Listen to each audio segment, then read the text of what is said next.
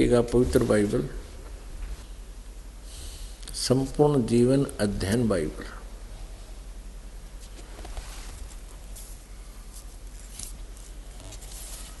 ये कहाँ से छपा है ये दिखाते हैं।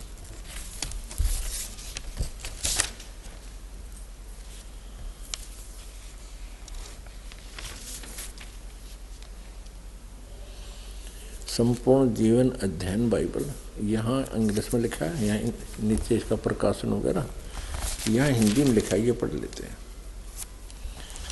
पवित्र बाइबल, संपूर्ण जीवन अध्ययन बाइबल, प्रबंधक संपादक डेविड स्टुअर्ट, अंग्रेजी प्रधान संपादक Donald C Thomas, MA MDV, संयुक्त संपादक जे वेस्ले आदम्स PhD, संपादकीय समिति स्टानली M हॉर्टन THD अध्यक्ष, विलियम W मेंसिस PhD उपाध्यक्ष। आगे देखो, full Bible, full life study Bible, life publishers international, Springfield Mysore USA, मैसूरी यानी। अब इसका हम देखते हैं इसके उत्पत्ति ग्रंथ में।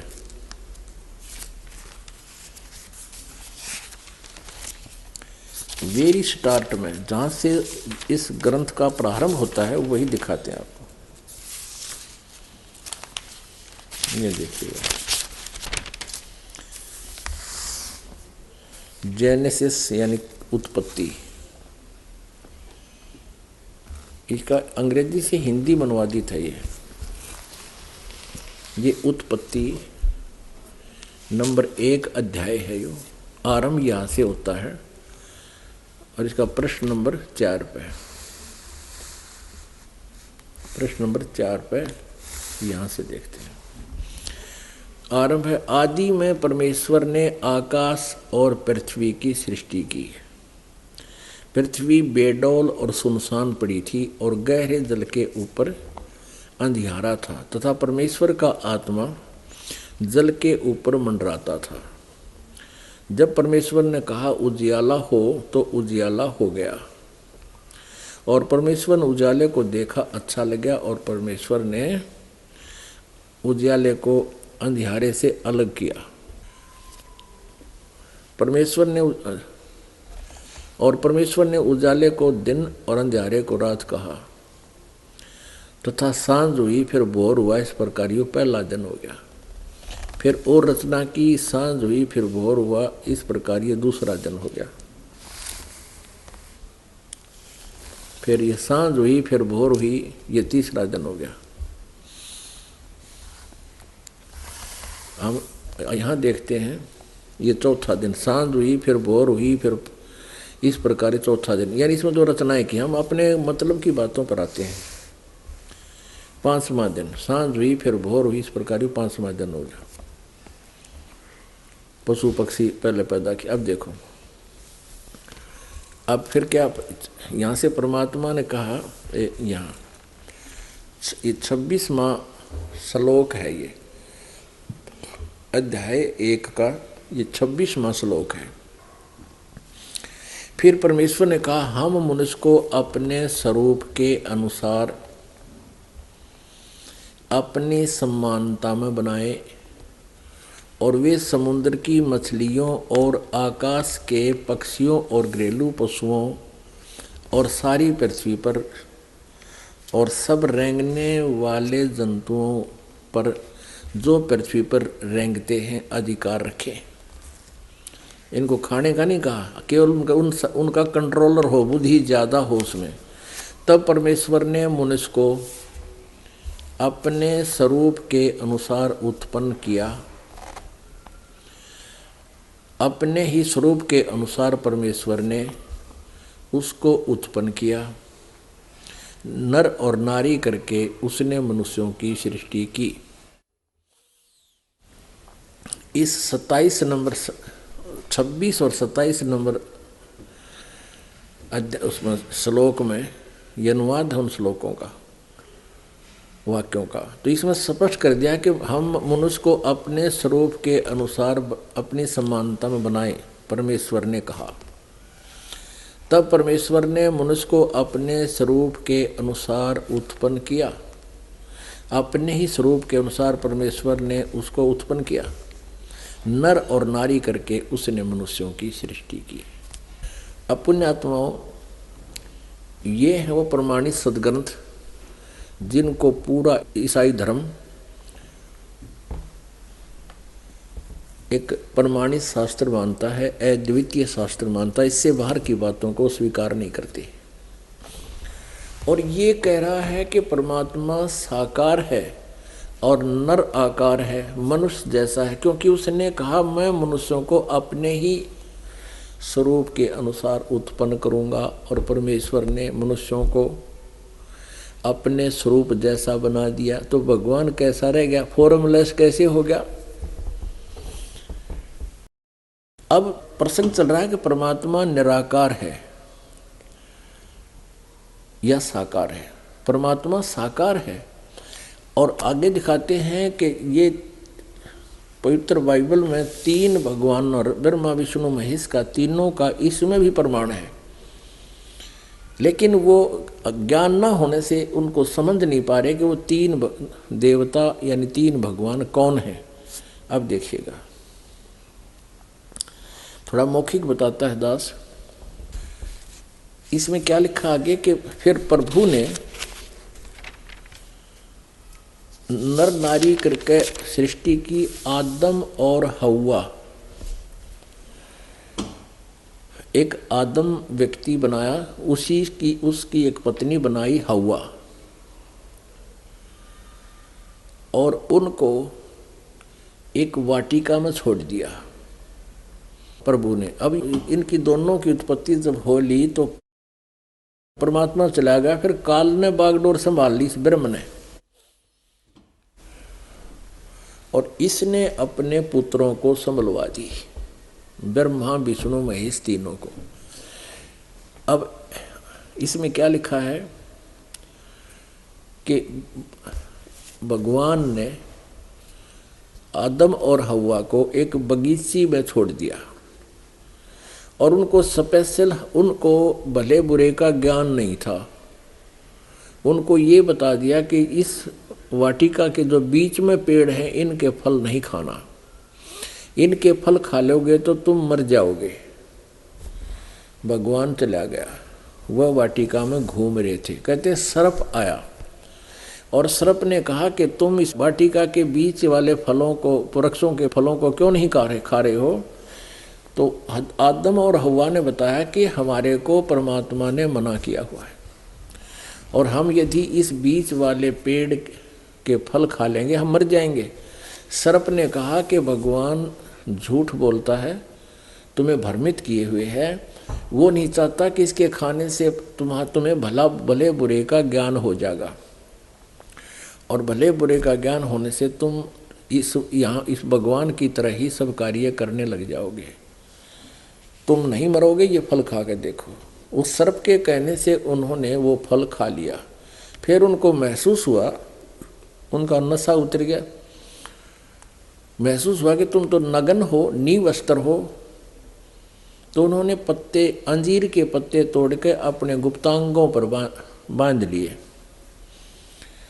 फिर भगवान आया सामने वाटिका में टहलने के लिए, सैर सपट्टे को। तब उसने आवाज लगाई कि आदम हव्वा तुम कहाँ हो। तो उन्होंने कहा कि हम यहाँ छुपे हुए हैं, आपसे हम शर्मा गए हैं, डर गए हैं क्योंकि हम नंगे हैं। अब भगवान बोला कि तुमको किसने बता दिया तुम नंगे हो, क्या तुमने वो बीच वाले पेड़ का फल खा लिया। तो उन्होंने कहा हाँ, हमने बीच वाले पेड़ का फल खा लिया।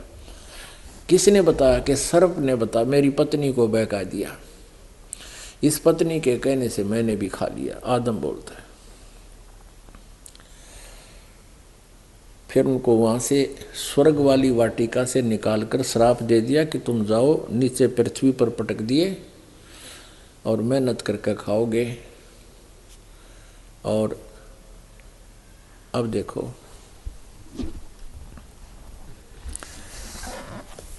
यही पवित्र बाइबल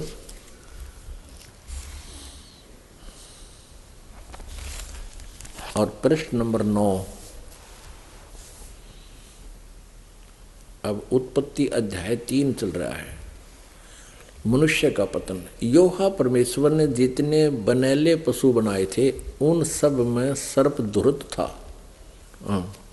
उसने स्त्री से कहा, क्या सच है कि परमेश्वर ने कहा है तुम इस वाटिका के किसी वृक्ष का फल न खाना? स्त्री ने कहा सर्प ने सर्प से कहा, इस वाटिका के वृक्षों के फल हम खा सकते हैं, पर जो वृक्ष वाटिका के बीच में है उसके फल के विषय में परमेश्वर ने कहा है, न तो तुम उसको खाना और न उसको छूना, नहीं तो मर जाओगे। तब सर्प ने स्त्री से कहा, तुम निश्चय न मरोगे, वरन परमेश्वर आप जानता है कि जिस दिन तुम उसका फल खाओगे उसी दिन तुम्हारी आंखें खुल जाएंगी और तुम भले बुरे का ज्ञान पाकर परमेश्वर के तुल्य हो जाओगे। अतः जब स्त्री ने देखा कि उस वृक्ष का फल खाने के लिए अच्छा और देखने में मन भाऊ और बुद्धि देने के लिए चाहने योग्य भी है, तब उसने उसको तोड़कर खाया और अपने पति को भी दिया और उसने भी खाया। तब उन दोनों की आंखें खुल गई और उनको मालूम हुआ कि वे नंगे हैं, इसलिए उन्होंने अंजीर के पत्ते जोड़ तोड़कर लंगोट बना लिए। तब योहा परमेश्वर, जो कि दिन के ठंडे समय वाटिका में फिरता था का शब्द उनको सुनाई दिया। तब आदम और उसकी पत्नी वाटिका के वृक्षों के बीच योहा परमेश्वर से छिप गए। तब योहा परमेश्वर ने पुकार कर आदम से पूछा, तू कहाँ है? अब यो भगवान ने न्योय नहीं बेराव किस है, तो भगवान की सा जब उस न्योय ना बेराव आदम ने तो पूछे है। बात ये नहीं है, क्योंकि अभी सच्चाई सामने आओगी देखना। उसने कहा, मैं तेरा शब्द बारी में सुनकर, इस बाड़ी में यानी बगीचे में, डर गया, क्योंकि मैं नंगा था इसलिए छिप गया। उसने कहा कि किसने तुझे बताया कि तू नंगा है? जिस वृक्ष का फल खाने को मैंने तुझे मना किया था, क्या तूने उसका फल खाया है? आदम ने कहा, जिस स्त्री को तूने मेरे संग रहने को दिया है उसी ने उस वृक्ष का फल मुझे दिया और मैंने खाया। तब योहा परमेश्वर ने स्त्री से कहा, यो से होना से, तूने यह क्या किया? स्त्री ने कहा कि सर्प ने मुझे बहका दिया, तब मैंने खाया।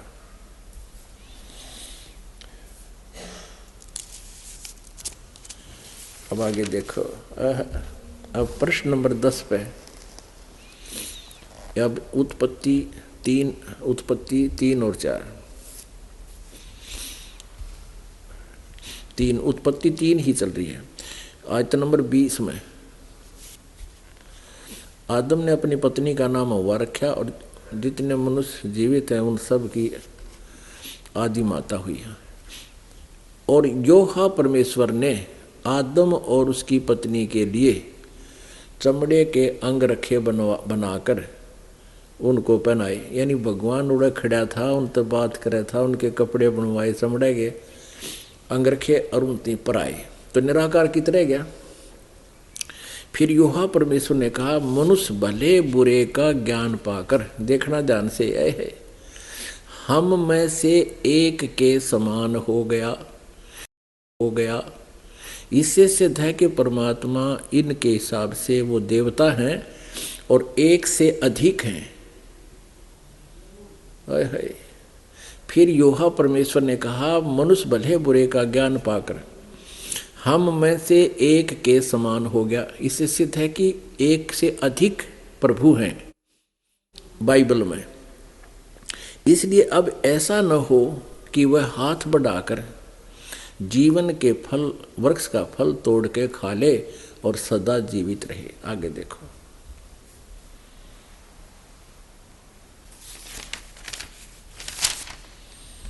अब देखना एक से अधिक। प्रश्न नंबर 23 पे और उत्पत्ति 16 में, जब अब्राहम 99 वर्ष का हो गया तब योहा ने उसको दर्शन देकर कहा, बताओ निराकार की तो हो गया, दर्शन देकर कहा, मैं सर्वशक्तिमान ईश्वर हूँ, मेरी उपस्थिति में चल और सिद्ध होता जा।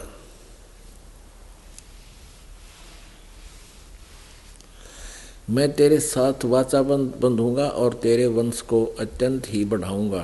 तब अब्राहम मुंह के बल गिरा और परमेश्वर से ये बातें करता गया, देख मेरी वाचा तेरे साथ बंधी रहेगी, इसलिए तू जातियों के समूह का मूल पिता हो जाएगा। आगे देखो, ये तो साकार हो गया, सिद्ध। आगे दिखाते हैं,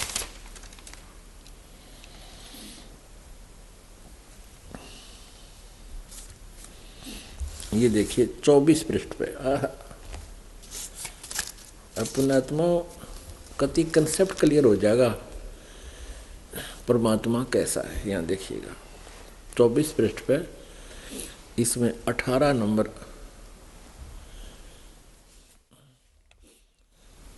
3 अतिथि 18वें अध्याय में, और इसके 1 नंबर में अब्राहम ममरे के बांज वृक्षों के बीच कड़ी धूप के समय तंबू के द्वार पर बैठा हुआ था। तब योहा ने उसे दर्शन दिए। योहा परमेश्वर ने, जैसे योहा कहने लगे पहला परमेश्वर, योहा कहो चाहे परमेश्वर, इनके हिसाब से गॉड कहो चाहे योहा कहो, उसे दर्शन दिया। तब योहा ने उसे दर्शन दिया, यानी भगवान दिखा। उसने आंख उठाकर दृष्टि की तो क्या देखा कि 3 पुरुष उसके सामने खड़े हैं, यानी ये 3 ब्रह्मा विष्णु महेश, ये तीनों हैं। जब उसने उन्हें देखा तब वह उनसे भेंट करने के लिए तंबू के द्वार से दौड़ा और भूमि पर गिरकर दंडवत की और कहने लगा, हे प्रभु, यदि मुझ पर तेरी अनुग्रह की दृष्टि है तो मैं विनती करता हूँ, अपने दास के पास से चले न जाना। मैं थोड़ा सा जल लाता हूँ और आप अपने पांव धोकर इस वृक्ष के नीचे विश्राम करें। फिर मैं एक टुकड़ा रोटी ले आऊँ और उससे आप अपने जीव को तृप्त करें, तब उसके पश्चात आगे बढ़ें, क्योंकि आप अपने दास के पास इसीलिए पधारे हैं। उन्होंने कहा, जैसा तू कहता वैसा ही कर। अपने आत्माओं, अब इस दास के सामने समस्या आ रही है कि मैं कहूँ सारी सच्ची, और जिस भी धर्म के बारे में दास उनके सदग्रंथों के आधार से बताता है वह सारे बिंदकें। रामपाल झूठ बोल रहा है तो आलोचना करता है। आलोचना कर रहा हूँ मैं, ये तो कत्ती तुम्हारे ग्रंथ पढ़ कर सुना रहा हूँ। जिस चैप्टर को आज तक आप नहीं पढ़ सके, जिस विवरण को, वो दास आपके सामने रूबरू करा रहा है और वो स्पष्ट है। अब ये वहाँ से वो तीनों चल कर कहीं और गए। आगे देखो,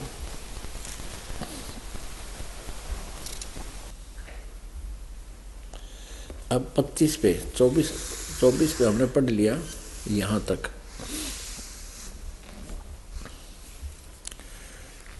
ये 25 पे आ गया। इसके 18 की 16वीं आयत। फिर वे पुरुष वहाँ से चले और सदोम की ओर दृष्टि की, और अब्राहम उन्हें विदा करने के लिए उनके संग चला। तब योहा ने कहा, यह जो मैं करता हूँ उसे क्या अब्राहम से छिपा रखूँ? अब हमारा जो उद्देश्य है वो लिखते हैं। फिर ये कहाँ चले गए, यहाँ आगे।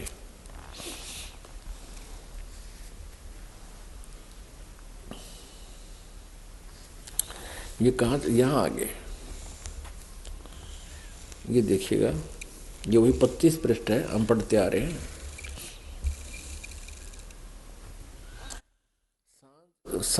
सांझ को वे दो दूत, एक तक कहीं और टल गया, दो दूत यानी दो भगवान सदोम के पास आए और लूत सदोम के फाटक के पास बैठा था। उनको देखकर वह उनसे भेंट करने के लिए उठा और मुंह के बल झुककर दंडवत कहा, मेरे प्रभुओं, अपने दास के घर पधारिए और रात भर विश्राम कीजिए।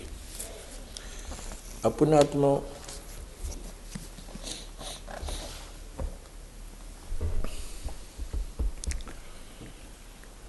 अब इसमें कोई और कसर रहेगी, ये सिद्ध होने में कि भगवान नर आकार है, मनुष्य सदृश है। जितने भी देवता हैं ये सब साकार हैं, और तीनों देवता ब्रह्मा विष्णु महेश ही सबके कंट्रोलर हैं।